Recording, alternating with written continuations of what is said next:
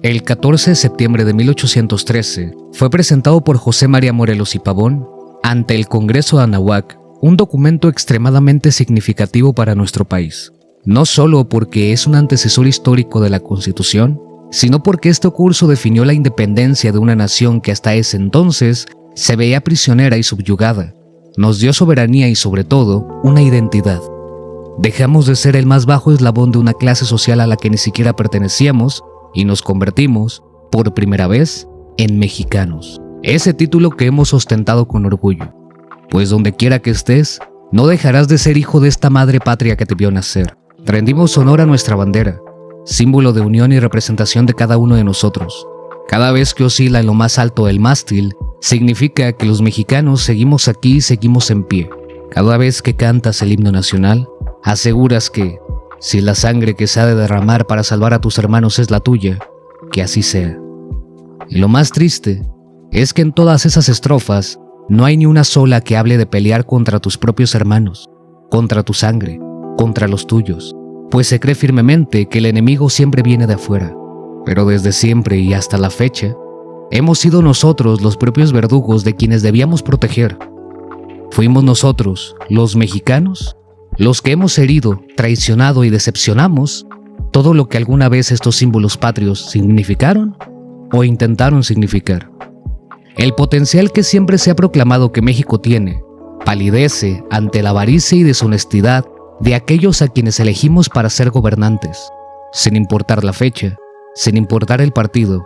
Todos ellos, mexicanos de nacimiento, han interpuesto su bienestar momentáneo y efímero a costa del de sus hermanos, no solo contemporáneos, sino de generaciones futuras, mientras que del otro lado se fragua una avaricia y maldad semejantes, que no buscan apegarse a las reglas ni jugar al bueno detrás de una banda presidencial, sentados en una curul o vistiendo una toga.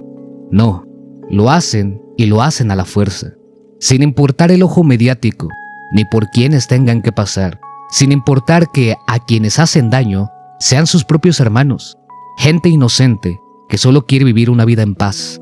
Los mexicanos nos hemos caracterizado por una unión hipócrita, apegándonos a un dicho popular: mientras coman yo y mis dientes, que se chinguen los parientes. Cada individuo preocupado únicamente por sí mismo, por cuánta riqueza puede acumular, a costa del hambre de un pueblo, a costa de la vida de gente inocente, a costa de la paz y tranquilidad de una ciudadanía, a costa de la inocencia de los más jóvenes, a costa de lo que alguna vez quisieron ser los Estados Unidos mexicanos. El día de hoy, raza, no les quiero hablar como el youtuber, el crítico o el abogado. Les quiero hablar como el mexicano detrás de la pantalla y externarles los sentimientos de la nación.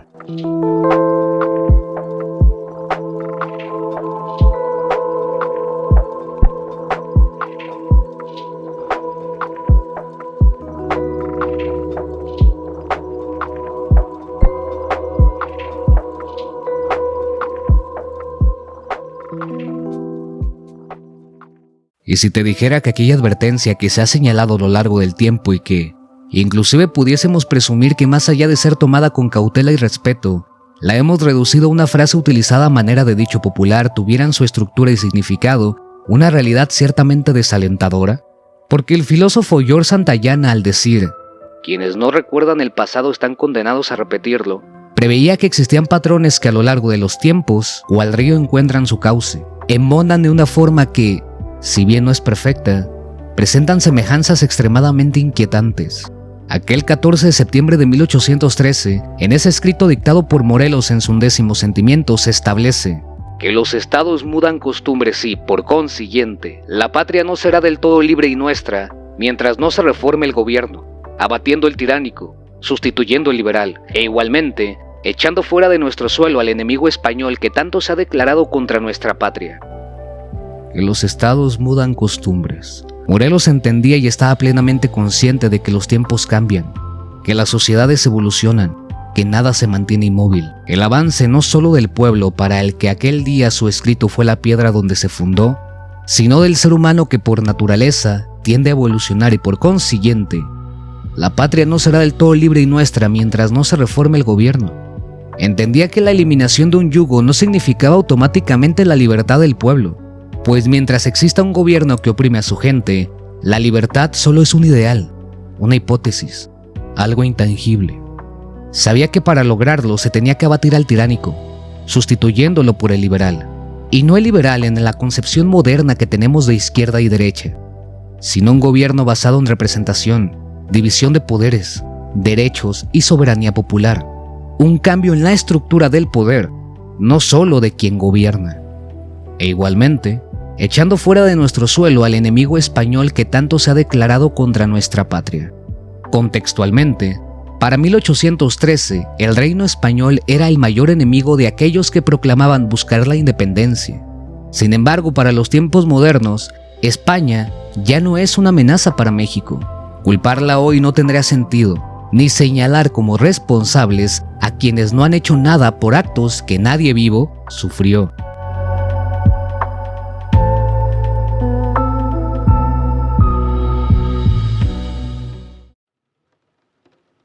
Pero saliéndonos del contexto histórico, quiero que recordemos lo que Santayana nos advirtió y que justamente con este sentimiento se alinea hoy, más de 210 años después. Es innegable cuánto se parecen las circunstancias, ¿no?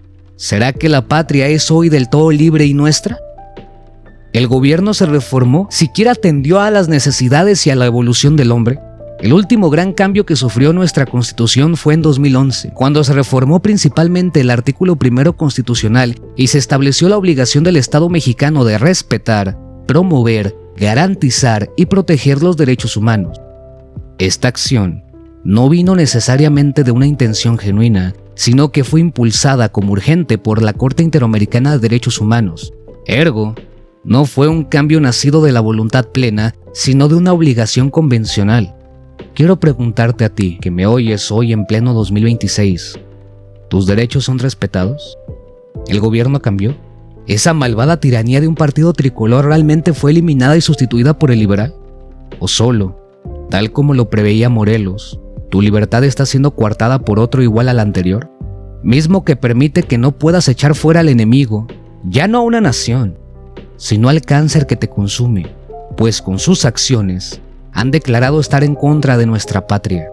Aquel que atente contra la libertad del pueblo, su dignidad, su paz y sus derechos, es enemigo del mismo y por consecuencia, enemigo de la nación, independientemente de dónde surja, inclusive si eso significa echar fuera de nuestro suelo a las manzanas podridas que han resultado ser algunos hijos de nuestra madre patria.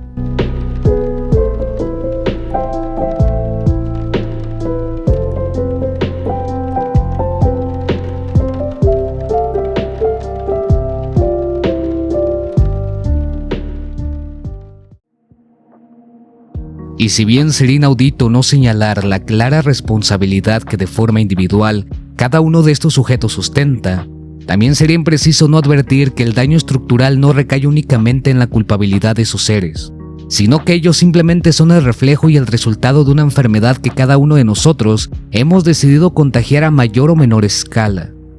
Si hoy México se encuentra en llamas, todos aquellos que prendieron ese fuego no surgieron de la nada. Y sus pensamientos incendiarios no son propios de una piromanía intrínseca, sino ideológica. No se les debe de restar responsabilidad por su actuar, pues no dejan de ser seres pensantes. Pero sí se debe precisar que la idiosincrasia del mexicano es una fuente importante en el nacimiento de esta clase de individuos, donde nadie está exento de haber contribuido a su formación. Desde dichos tan dañinos como el tranza y avanza, o más modernos como a los culos no les hacen corridos, aportamos al pensamiento general de que la única forma de crecer en este país es haciéndole daño a otros, buscando posicionarte por encima de los demás, donde tu camino no puede estar limpio y algunas manchas de sangre tendrás escondidas. Como mexicanos, tenemos una afinidad ciertamente muy distinta a la de otras culturas con la muerte y con los ídolos que la representan. Pero esa afinidad se convirtió en una falta de respeto hacia lo que significa quitarle la vida a otro ser humano. Es inconcebible la facilidad, pero peor aún, el gusto que algunos mexicanos tienen por torturar, violar, asesinar y descuartizar a otro semejante a ellos, o más desgarrador aún, a personas que no tienen la capacidad para comprender el significado del hecho. Y si bien no es algo meramente propio de nuestro país, Si es verdad que somos de los pocos que lo presumen, lo consumen y lo han normalizado.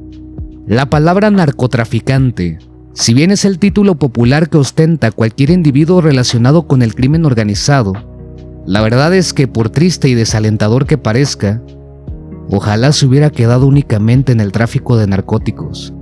Pero ya no es así. Son aquellos que te extorsionan, los que cobran piso por el simple hecho de que quieras salir adelante de una forma honrada. Son los que desaparecen a jóvenes para que, cual esclavos, se conviertan en la carne de cañón de sus organizaciones. Son la causa de la zozobra con la que viven miles de madres que, aún sabiendo el riesgo en el que están, el amor por sus hijos las ha llevado a no descansar hasta encontrarlos, vivos o muertos. Estos seres repudiables se convirtieron en los principales proveedores de la carne más codiciada por los cerdos adinerados, la humana. No hay un solo sitio al que voltees en el que ellos no hayan pisado antes. Y si bien las formas fueron distintas, hoy en día no es secreto que aquellos a quienes pusiste para que te defendieran de ellos son los mismos que se encuentran en la nómina de las cabezas más grandes. Y a pesar de todo eso, de todo el mal que han provocado y provocado a ti, a tu familia, a tus amigos, a tus conocidos, a pesar de lo desgarrador, triste y desalentador, consumes lo que venden. Eres partícipe de sus actos atroces, no directamente, pero guardas esos videos como un trofeo en tu celular. Escuchas la música que los engrandece, que normaliza la violencia que como nación nos consume. ¿Ves sus series? Te vistes como ellos e inclusive serías capaz por 2,000 putos pesos de pasar a formar parte de sus filas.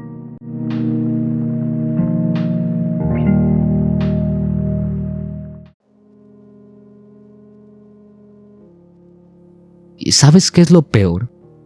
Que en cambio tienes la desfachatez de señalar, cuestionar e incluso hacer burla de aquellos que dan su vida por proteger la tuya.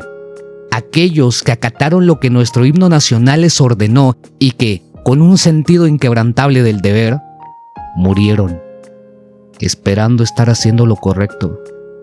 Dieron su vida, porque realmente querían un mejor país para ti y para todos nosotros. Puedes juzgar a aquellos que mandan a su gente a morir a un campo de batalla mientras ellos se lavan las manos tras un escritorio. Puedes juzgar a quienes, sabiendo que lo que están defendiendo es el lado equivocado, respaldan a un sujeto que, ni aunque muriera 1,000,000 de veces, alcanzaría a reparar el daño que por tantos años ocasionó. Pero a quienes no puedes señalar son aquellos que, a pesar de ser conscientes de que existe la posibilidad de que no regresarán, cuyo valor y amor por su patria es más grande que el miedo, han dado su vida por ti. Hacer las cosas por beneficio personal es fácil. Desprenderte de lo más preciado que tienes, que es tu existencia en este mundo, para salvar la de los demás, es la manifestación más pura de coraje y de verdadera fortaleza. Para los que volvieron, guirnaldas de oliva. Para los que no lo hicieron, un sepulcro de honor.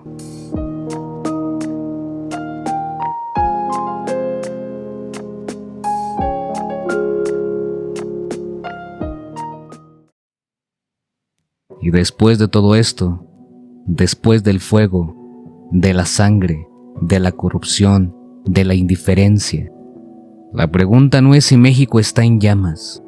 La pregunta es, ¿quién está dispuesto a dejar de alimentar las ascuas? Porque la patria no es un concepto abstracto, no es una bandera ondeando en lo más alto del mástil, no es un himno que cantamos con el pecho inflado cada septiembre. La patria somos nosotros. Y mientras sigamos justificando la trampa, celebrando al violento, normalizando la corrupción y guardando silencio cuando nos conviene, el fuego seguirá encontrando oxígeno. Morelos entendió que la libertad no se hereda, se construye, se protege y, si es necesario, se defiende. Pero no solo con armas, se defiende con memoria, con dignidad, con responsabilidad y con hermandad. México no se va a salvar por un presidente, no se va a salvar por un partido, no se va a salvar por un discurso. México se va a salvar cuando entendamos que la responsabilidad recae también en nosotros.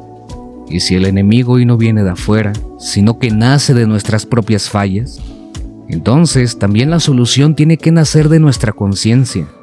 Tal vez el verdadero sentimiento de la nación no sea el miedo, ni la cólera, ni siquiera la indignación que, como mexicanos, nos está consumiendo al punto de que muchos de nosotros, contra todo lo que creíamos, contra toda la formación educativa que tuvimos, contra todo el amor hacia nuestra gente y nuestra nación que nuestros padres nos inculcaron, hoy nos encontremos contando los días para poder escapar. Quiero creer que tal vez el verdadero sentimiento de la nación sea la decisión de no seguir siendo cómplices, porque México está envuelto en llamas, pero eso no tiene que ser una sentencia, es una advertencia, y todavía estamos a tiempo de decidir si queremos seguir ardiendo. Tengo que señalar que, a pesar de que lo siguiente suena desalentador, esto no ha acabado. Si bien era una cabeza la que se cortó el pasado 22 de febrero, era una de las muchas con las que vive la hidra. Y si no es cortada de la forma correcta, otras 3 surgirán en su lugar. 3 cabezas que escupen caos, un caos que tendremos que resistir, un caos al que tendremos que anteponernos, caminando, descansando, pero nunca retrocediendo. Que esto que hoy siente la nación sea el motor que impulsa un mejor mañana. Que hoy esta inquietud que nos abruma y no nos deja dormir porque no es verdad que haya un regreso a la normalidad en este país, sea lo que te lleve a rechazar este cáncer, te lleva a afrontar, en conjunto con tus hermanos mexicanos, gente de bien que busca paz, el mal que nos tiene en la penumbra, venga de donde venga, sea quien sea. Solo así podremos crear el México no solo que queremos nosotros, sino el que todos esos mexicanos que a lo largo de la historia han soñado y dado su vida de forma desinteresada para que se convierta en una realidad. ¡Viva México! Pero viva un México libre.